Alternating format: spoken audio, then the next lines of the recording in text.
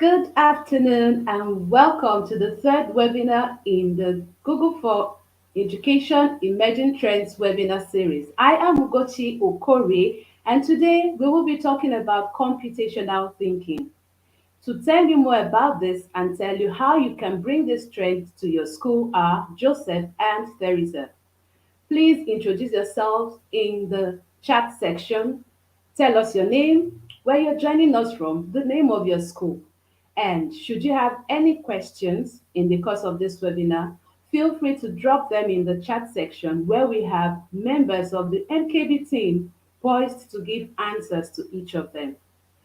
Without wasting further time, I'm going to hand you over to Joseph and Theresa.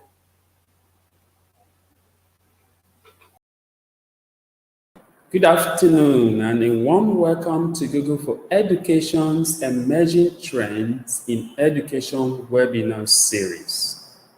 In today's session, we'll take a look at bringing computational thinking to your school with Google for Education. Your team for the session today is myself, Joseph Igosyoponuja. I am a high school ICT teacher at Bloomberry Schools, Port Harcourt, Nigeria. Also facilitating with me today is Teresa Eli Felino, the coding coordinator at the Cape Town Science Center in South Africa. Also, don't forget to say hi to Katie in the chat and also Barbara, who are responsible for the content development for the session today. As I mentioned earlier, my name is Joseph Igosyoponuja, and I'm excited to take you through the start of the session today.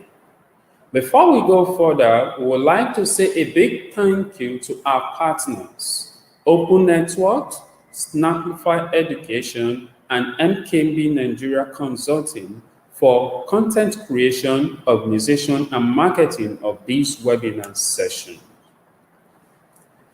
These are the 8 emerging trends in education that have been identified by Google. And today's session will take a look at computational thinking and all that this educational trend has to offer. Can you imagine a world with a literacy rate of just 3%? What do we mean by this? Well, it means if there were 100 people in the world, only 3 of them could read and write. This thought is quite frightening to me, but I'm not sure about you. 3 people out of 100 people in the world could read and write, which means only 3% of the world's population could read and write. That statistic is just a representation of the number of persons who could code in the world, just 3% of the world's population. The question now is, what is coding? Today we are going to look into this. According to Krish Mehra, an 11-year-old boy, coding is the language that computers understand, just like you and me can speak and understand English language. In other words, coding is used to give instructions to computers and computing devices to execute using programming language. This language that is written only by 3% of the world's population is written by people called coders or developers. Coders are problem solvers, and they solve problems using technology. They use technology to write a set of instructions that computers understand, and these instructions are used to solve problems. They are called code or program. As you can see on your screen, these are different devices. In fact, in almost everything we come in contact with on a daily basis, they use code. From our cards, banking cards we use to purchase food items, to the robots in the streets, to our mobile phones, tablets, computers, we find out that all these devices use code written by coders. Code equals software equals apps. So I want you to keep this in mind. When you learn to code, you are learning to create software and you are learning to create apps while you are learning the language of coding. There is a reason, there's a saying, there's an app for that. With our mobiles always close to us, we can use them to do many things. To phone family and friends, to scan QR codes, complete calculations, and also use them to work on documents, big presentations, and give presentations. Some even use them as TV remotes to control the television. When you visit the various app stores, you find out that we have an endless list of apps. Just think of how useful the COVID contact tracing app has been throughout this pandemic. And all of this run on cell phone, written in code. Learning to code happens from when we are very young. When we are very young, we learn to code. At the same time, we learn to navigate our way around life. We learn to turn left from right. We learn to recognize up from down. And at the same time, we learn to recognize that there is space around us. So we need to start learning how to navigate this space. The same principle applies to coding. Coding is following a set of instructions and understanding what actions need to be completed. So, when you were little, you were given instructions such as turn left, turn right, walk forward, go backward, pick up an item. When we start teaching our younger learners to code, it starts with spatial awareness activities. You could ask a class of young learners to write a list of instructions for something they want to do. Perhaps to guide a classmate around a playground, or maybe to draw a flower on a piece of paper. The art of giving and following instructions is very important in coding. So when you are able to create and perform these instructions, that is a skill of computational thinking and is a good start to getting our young learners to start thinking like coders. Coding is a game of fun and logic. Just like you are playing chess or Sudoku. You've seen one move and you plan the next move based on what has happened. So coding is a game of fun. Like all things in life, we start to learn or teach our learners to code with the fundamental building blocks. To the right of your screen, you can see a set of blocks. This is called block code. In block code, you have all the actions listed as in colored code. These actions could be directions, could be sounds, could be motions, could be color, or other sets of actions. These codes are well represented in certain coding curriculums and programs as actual codes, which our learners can use to start coding their way into coding. These block-based coding programs are great starters for us and our learners. They allow for a drag and drop system to create code.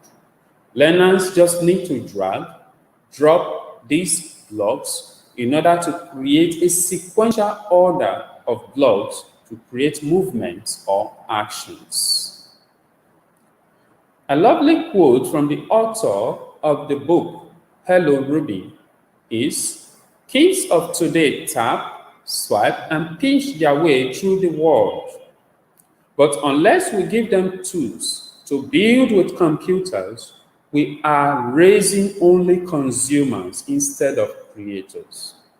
And this is the reason why we need to focus on helping our learners to build their computational thinking and coding skills. We don't want a world of consumers, we want a world of creators. And that takes us to the burning question for the day. What is computational thinking? Well, computational thinking is the ability to break a complex problem down into smaller manageable problems. Then build a set of instructions that will help solve these smaller manageable problems and later put them together to solve the complex problem we started with at the beginning. Which means computational thinking is a problem-solving solution. There are 4 steps to the computational thinking process. The first step is the decomposition phase. Here we look at the complex problem we have and try to break it down into smaller problems. And the second phase is the pattern recognition phase. We find patterns within the smaller problems that we have. And once we are able to identify these patterns, this will allow us to solve them effectively. We may also start to see patterns in these problems and other problems that have already been solved. And this will help us to solve them more easily. The third phase is the abstraction phase. In this phase, we remove out details that are not necessary, details that will not help us solve the problems, the smaller problems that we have at hand. And we concentrate only on the important details that will help us solve the problems we have. And the final phase is the algorithm phase. In this phase, we'll create a step-by-step instruction for all the smaller problems that will help us to solve all of them, and then later put them together to solve the complex problem we started with. This step-by-step instruction called algorithms can be used by a computer or a person to solve the problem that we have.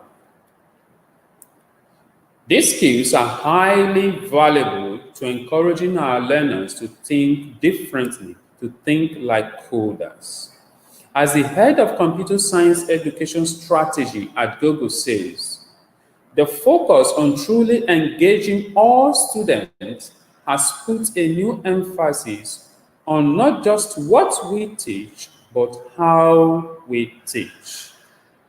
At this point, I'm going to hand you over to Teresa, who will take us through some curriculum and resources we can use to teach our learners to code and improve their computational thinking skills. Over to you, Teresa. Thank you, Joseph, for that lovely introduction to the session. So I'm going to take you through the CS First platform and we'll learn all about it. So this is really a lovely way to get your learners started on coding. But you may ask, what exactly is it? So let us look at all that this curriculum has to offer. So CS First is a free curriculum that can be used to teach learners how to code. And this curriculum has multiple resources for your learners to work through. And in each lesson, as well as resources for you as teachers or educators to help guide your learners on this new coding journey. CS First has been designed for learners ages between 9 and 14 years old. The curriculum includes multiple videos and starter projects for learners to work through in a self-paced learning adventure. And also they can learn to code interactive games, story, and also many other projects, all using Scratch. So what is Scratch? Scratch is a free block-based platform which has been designed for ages 8 to 16. It was developed by the Scratch Foundation, MIT, and the CS First curriculum uses a special edition with multiple added security features. So the curriculum of CS First has been based on themes, and these themes will capture your learners' attention and interest while teaching them fundamental coding skills. And some of these themes include music and sound, fashion and design, storytelling, and sports. Another wonderful feature of the curriculum is that not only does it teach your learners knowledge, it also builds on their core values in life. They will learn to have the courage to keep trying and build confidence in computer skills. And your learners will definitely need perseverance to work through challenges and and core values, all, while practicing inclusion of everyone through helping each other accomplish tasks. So these are wonderful ideas and themes to have curriculum built on. So I know that it can be really daunting, especially if you're new at this, to start to teach coding. But what's wonderful about the CS First platform is that you get this Get Started guide that has been written to help you as a teacher on how to set up your classroom and also how to get learners signed into CS First and how to link your classroom to Google Classroom. So this is the perfect resources for you to get started and really feeling confident in guiding your learners through this program. So just to have a quick look at what the guide looks like. So in this guide, it will tell you how to use the guide. It has like a table of contents where you will learn what type of CS First lessons you have, also the materials that you as a teacher will need to get started. And also there's a teacher prep, which is really nice. It gives you guidelines how you prep for your workshop or for your classroom. And there's also suggested class structure, how you can seat the children, and also additional workarounds, and then suggestive prompts and tips. So the complete curriculum is made out of two type of lessons. So you can select to have your learners work on a 1-hour module, or you can have them work on an extended program, over a couple of days. So let us look at how one of these lessons look like. So I'm going to take you through a lesson called narration. So what's nice about this lessons is it has all like your lessons, your examples, and materials in there as well. So once your learners have opened this lesson, they will click on the start button. And once they click on the start button, it will then open up a video. So this will be the first part of the lesson, which talks about introduction to narration. And in this video, you will have either moderator or you'll have two presenters that will really guide your learners through the lesson for each lesson. So in this, what's also nice is that as your learners listen to the video, sometimes presenters may be a bit slow in speech, or sometimes they speak too fast. So the learners can really navigate them around here where it says playback speed. And once you click on there, you can either make it fast or make it slow or keep it normal. Another nice feature is this part here where it says transcript. So here the learners can also go and read maybe afterwards, after they've listened to the video clip, and maybe read through it as well. Another great feature is that when you press play, while your narrators are speaking, you can also activate, and I'll show you where to activate your captions, because that will allow your learners to also read while the presenters are presenting. And that you'll find in that 3 dots, and you can just activate your captions. So once your learners have finished watching the first video, then they will scroll all the way down, and then they will click the next button. And this will take them to their second lesson. And again, another video that will explain to the learners what they will do next. So this is here where they start their story. So what they do here is they can actually now go into the Scratch platform and actually now start learning how to code. So I'm just going to open a starter project for you. And in this starter project, you will it will open onto this screen, which is your Scratch interface. Now, just to give you a little idea of what the interface and what is all on the interface. So the interface is broken up into 3 areas. So the interface is really an easy to navigate coding platform. So your learners will be able to drag and drop,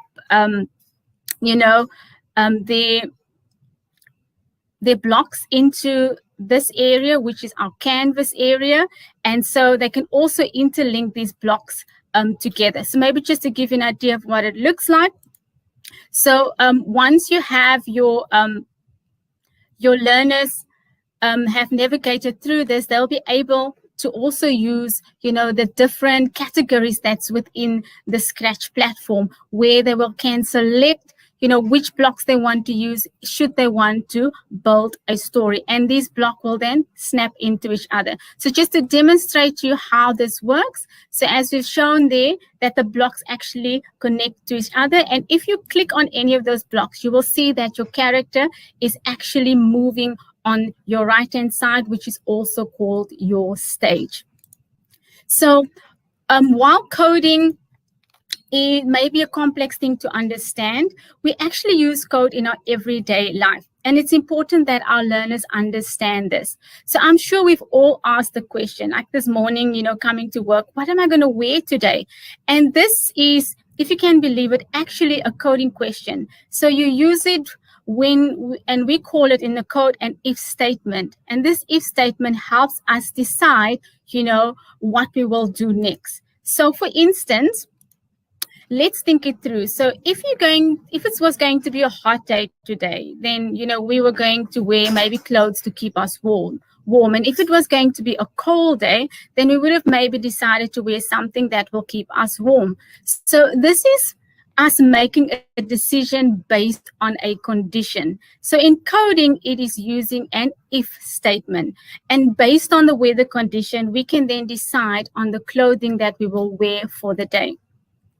So some of us may be more experienced in this field. Either we are coders or we are computer scientists ourselves, or we have already been teaching coding in the classroom. So if this is the case and you as a teacher or would like to guide the lesson yourself, then CS First can help you with this.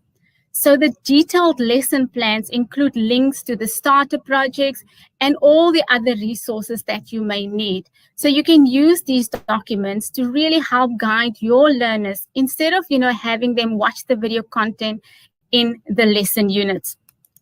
So let us look at one of these lesson plans. So Barbara is going to put a link into the chat so that you can open the lesson plan and look at it yourself. So I've opened one lesson plan here for us, and we're looking at the music and sound lesson plan. So it really gives you a nice overview, and it gives you for this theme, there are about 8 lessons in it. Remember in the beginning we said we can do a 1-hour lesson plan or lesson plan with multiple lessons over a couple of days. And this is one of them. So there are 8 lesson plans in here. And the lesson plan has, for each lesson, it has a guide for you as a teacher to use. And also, while we want to encourage our learners, that failure is something positive and should be seen as a learning activity, sometimes we really need to help our learners, debug their code before they lose interest and confidence in the task. And being in the classroom myself, sometimes I could see how frustrated kids get when they can't really resolve a problem or a code, and they really want to do something, and it really frustrates them, and they sometimes just want to give up. And this is important, why we need to have tools that can really help our learners to keep them motivated. So the solution sheets in the curriculum are a great way to troubleshoot their code and find issues to help them out. Now, we live in Africa, and because of this, we also know that, load shedding and a lack of connectivity is definitely an issue. So being prepared for days where the electricity is down is possible with this another great feature, the CS First Unplugged curriculum. So with this model, you as a teacher can help your learners work on your computational thinking skills, and you can let them start to think about coding in another way. So this smaller curriculum includes printable activities for your learners and a lesson plan for you to help guide your learners through the activities. So keeping the learning going really while the lights are out with these printable activities, it's a really great add-on. So you can download them either in black or white or in color, and then you can allow your learners to work through them in class. So I will quickly show you what it looks like. So this is the booklet, and I'm opening up the color booklet. So the booklet has 3 activities in the booklet, and you'll be able to see that you can actually, the booklet gives also all the information and all the instructions to the learners that they can read through themselves. You as a teacher can also read it with them for, better understanding, so they know what to do within the lesson plan. And what's really nice about these lessons is after each lesson, there is an activity or a reflection page where it really tests their knowledge to know exactly if they understood what they've just learned. And what's also really nice about this booklet is the fact that, your learners can work in groups together, which really helps that brainstorming, amongst learners, and really highlight collaboration, so they can brainstorm and bounce idea off from each other.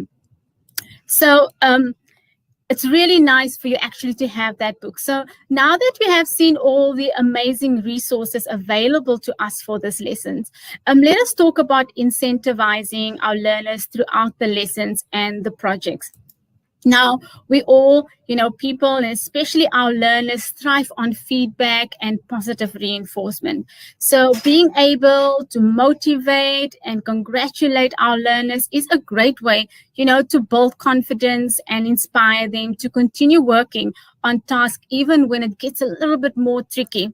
And one of these resources are stickers. And you can download these stickers and hand them out to your learners.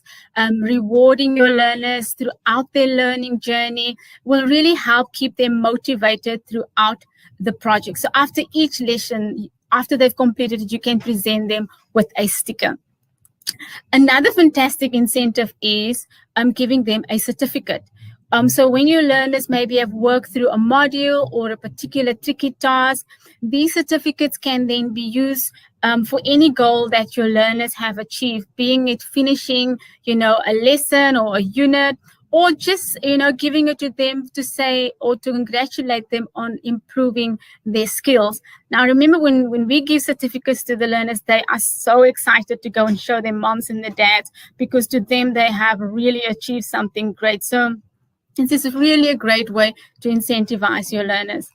And I think this one might be my favorite. This is getting motivation and praise from each other, from your peers, is really a great way to keep learners motivated.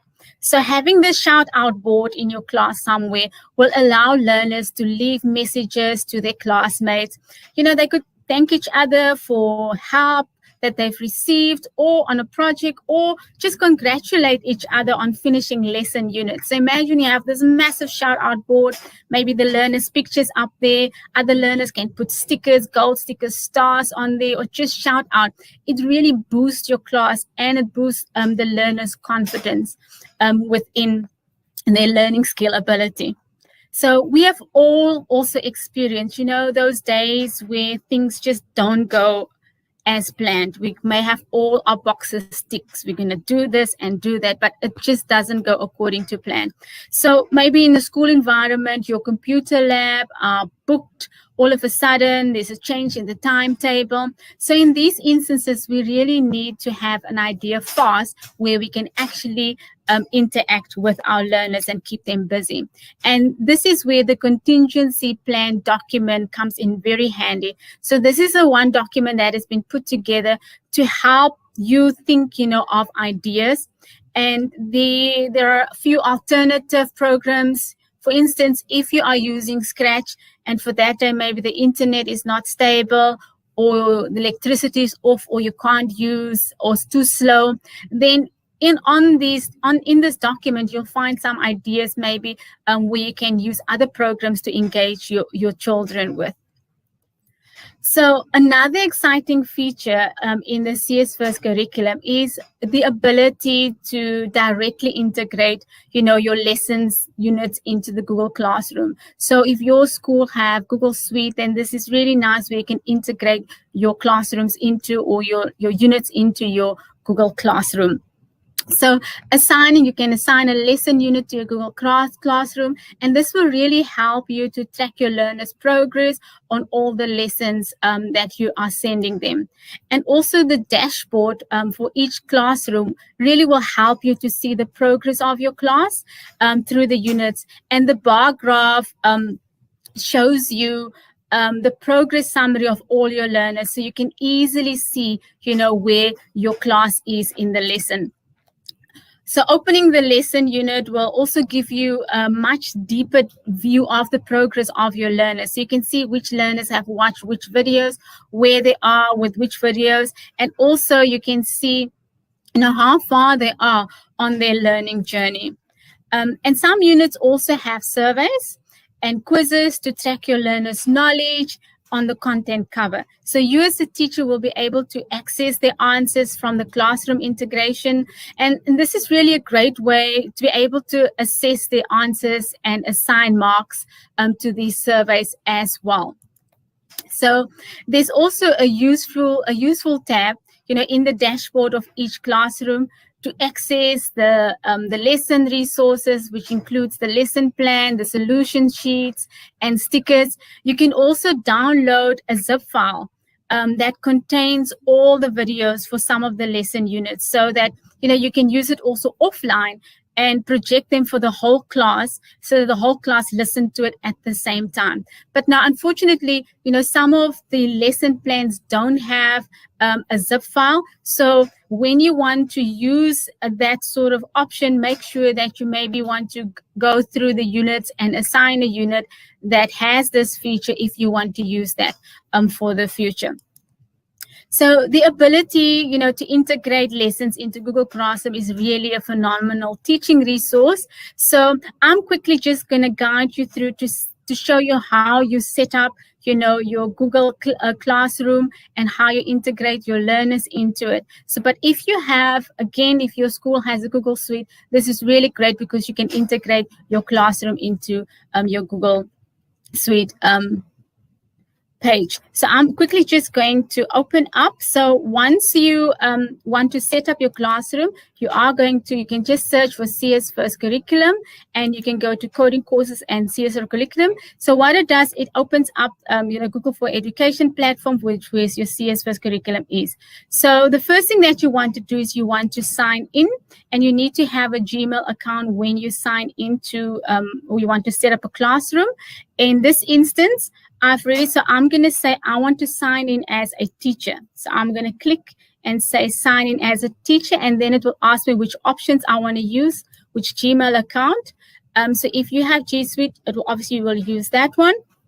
So it will open up, then it will start with a welcoming page. That is if you do not have yet a classrooms set up on your platform. So it will say welcome to CS First, and it will give you classes, achieve classes, projects, join a class, and your profile as well. So in here you can see you can now create a class, or you can click on where it says create a class. So once you click on there, you can then name your class, and you can name it whatever your school's name is, and or you can say grade this, or grade 1, or grade 2, or grade 3. And then you see you have an option for your students to sign in with your Google Workspace for Education account. This is when you have a G Suite account as a school, which means that your learners all has been provided with Google accounts already, and it's sitting on your school platform. And then you can also sign in with CS First accounts. I'm going to sign in with CS First account. So once you click create, it will then automatically create your classroom. So I have pre-created classrooms, which I just want to show you. So once that pops up onto your screen, you will then see that your classroom sits now on your platform for your class. And you'll see that in there, you'll have units. Here it shows that you haven't assigned a unit to your class. And this simply means, a lesson that you can assign to your class. And when you click on people, you will also see that there's no students yet assigned to your class. So I'm quickly going to just show you how. So when you click on add students, it will add the students into your classroom. It will also print a sheet for you, or a document where you can then save that, where it will preempt a username and a password for your learners. So just to show you what it will look like, if I click on my dashboard, I will then just show you the classroom that I've created, or some of the classrooms that I've created. And I'm going to go into archive, and I will show you just some of the classes here.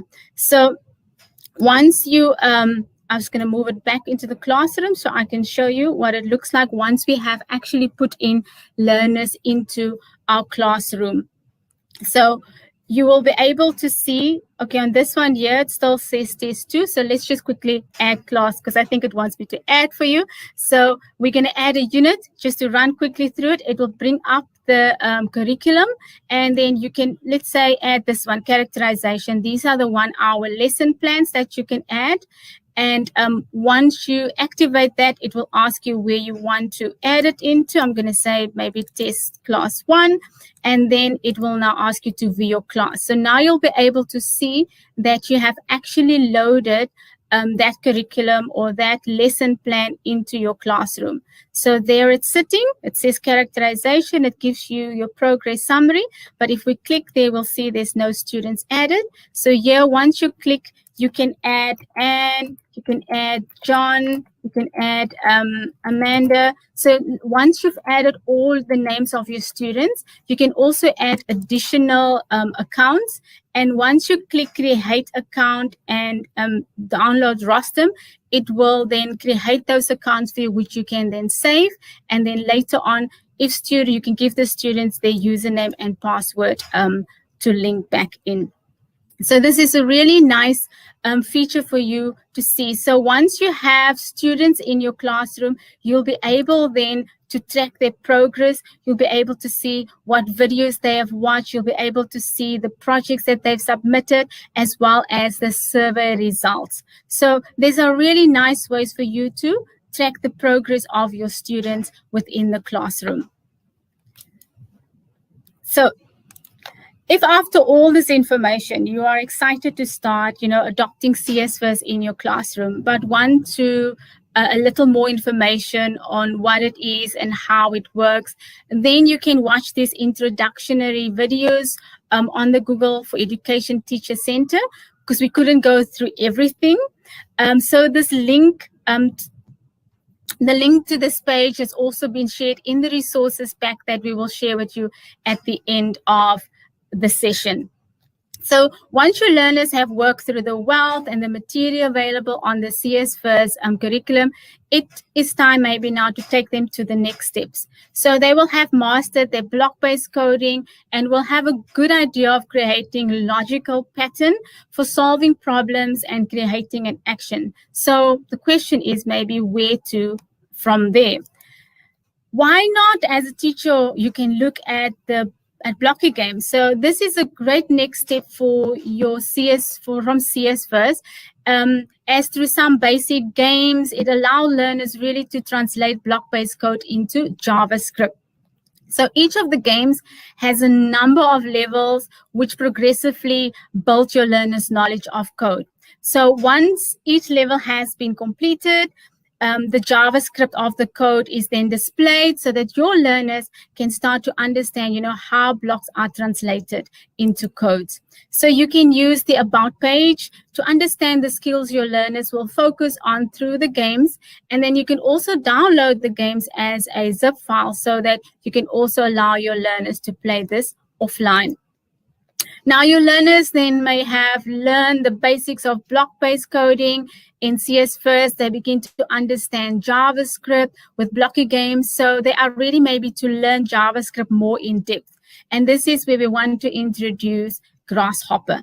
So Grasshopper is designed to help beginners learn the fundamental of JavaScript for free.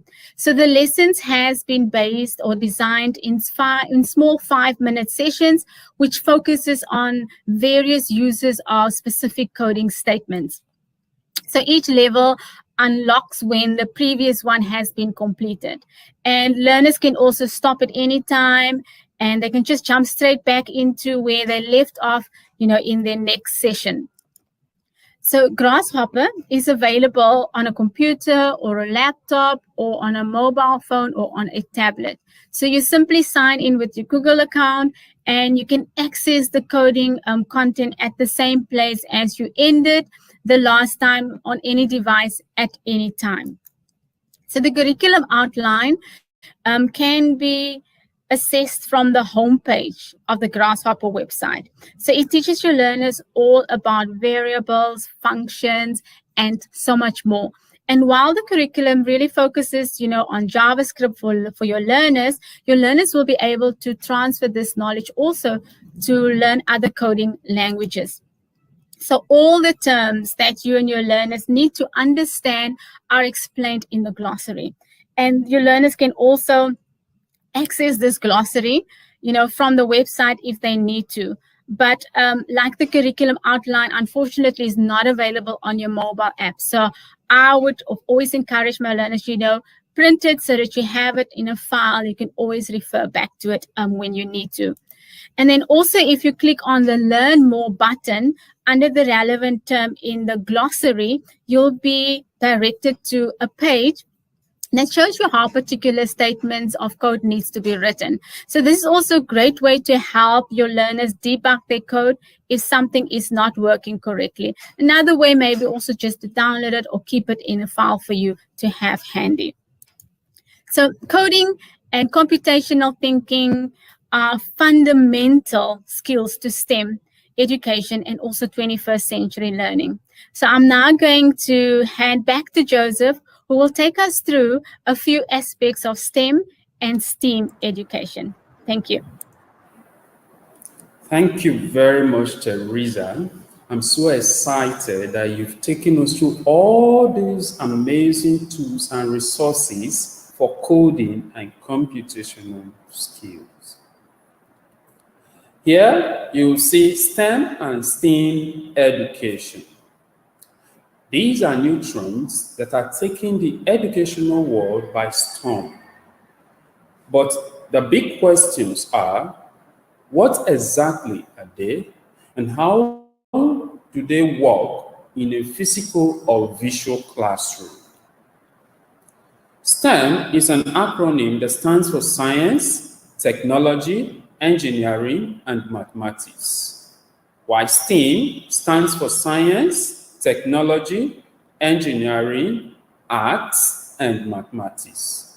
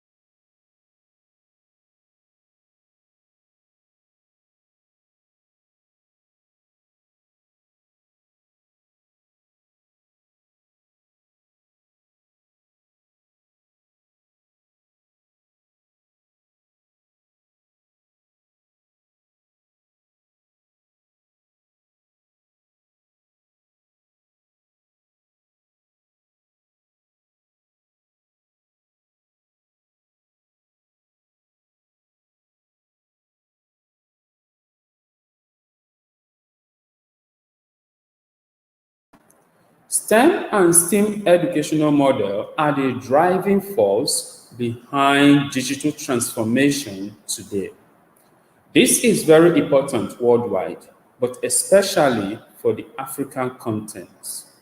We are teaching our learners today for jobs that are yet to exist. So for us to work and succeed at this, we need to have a more application-based teaching strategy. And this is where STEM or STEAM education model comes in. It is no longer the issue of talk and shock, the approach that we used to use in the past. But now we want to use the STEM or STEAM educational model to bring the connection between all these subjects to life. The teaching method for STEM and STEAM educational model consists of various approaches, and these approaches are integrated.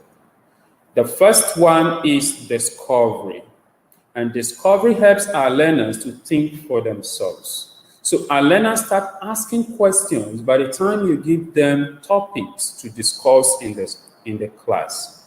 And these questions help them to develop problem-solving skills while they are covering a variety of subjects on a task or one project. It's also very important that our learners are able to apply the knowledge that they have learned from the various subjects. So at this point, we try to focus on teaching and learning based on real life situations. So our learners have to apply the knowledge that they have learned from the various subjects to solve real life problems. And this is what STEM or STEAM education is bringing to us as teachers and our learners. Learners are also encouraged to create experiments and prompts to learn and understand how the knowledge that they have gained from the various subjects can be applied in real life. It is an important step to enable our learners to think for themselves. So they need to carry out experiments, come up with models of various items based on the subject and the knowledge that they have gained from all the subjects they've learned. So rather than just teaching our learners facts and tell them to give us back those facts, this time we want them to apply these facts, this knowledge, and solve real life problems. And that is what STEM and STEAM education are bringing to the educational landscape.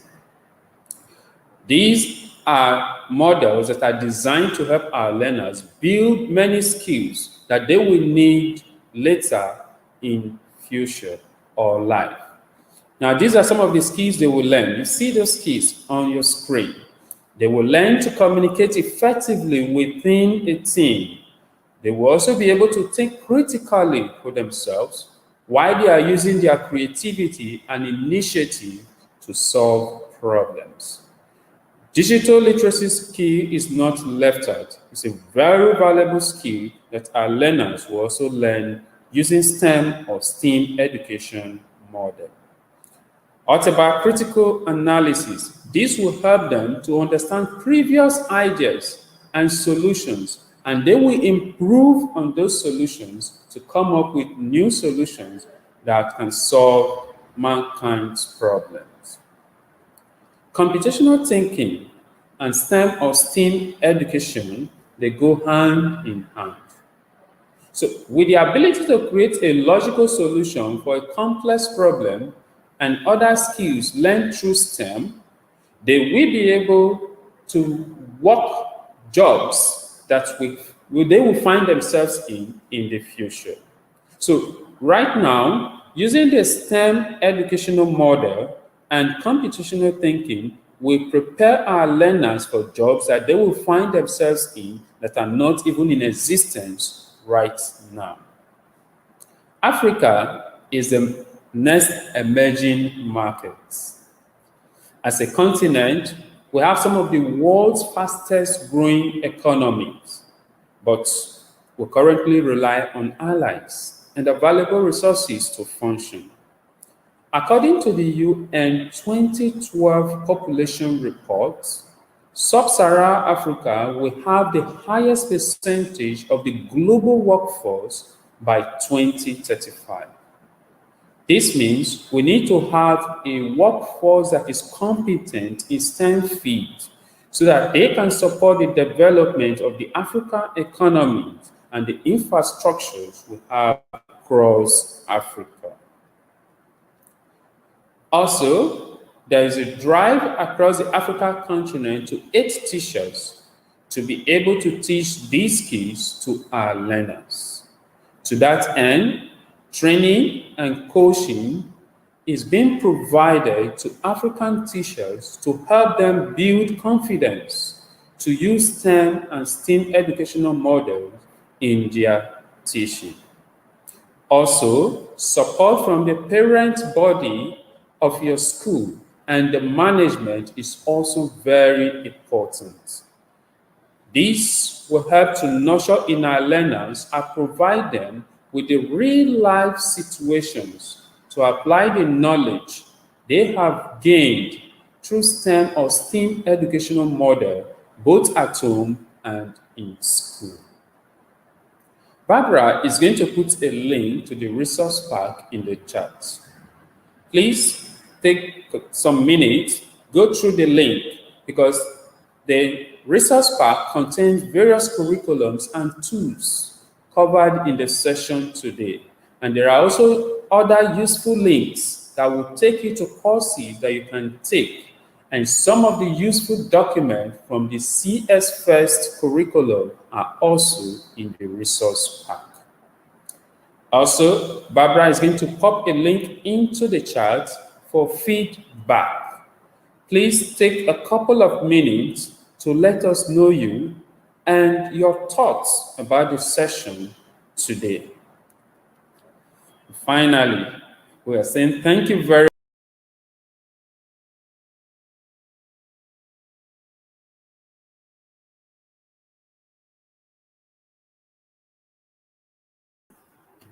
Unmute, please.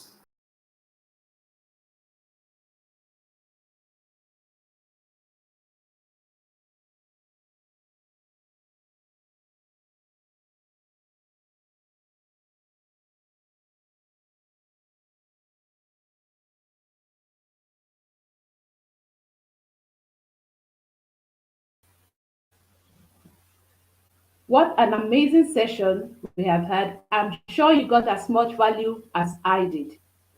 The students we're teaching today are going to do work that are yet to come into existence. And the webinar today has shown us that for us to help them prepare effectively, there has to be a blend between the STEAM teaching method and computational thinking. The materials we need have been given to us, and so let us go back to our various schools and get to work. Let us help prepare a formidable workforce for the future. Thank you so much for joining us today. Now, how can you empower your students? Through Google for Education, through passion projects, through flipped classrooms. Join us in 3 weeks' time when we will be looking at student-led learning part 1. These questions will be answered there. See you then. Bye.